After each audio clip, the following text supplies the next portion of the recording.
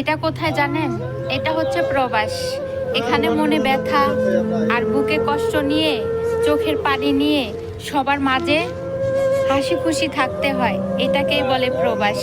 আর এই প্রবাসে আসার পরেই আমি বুঝতে পারছি নিজের আপন বলতে একমাত্র আল্লাহ আর আমি, এই দুজনই আমার সঙ্গী। নিজেকে ভালো রাখার জন্য সব কিছুই করতে হয়।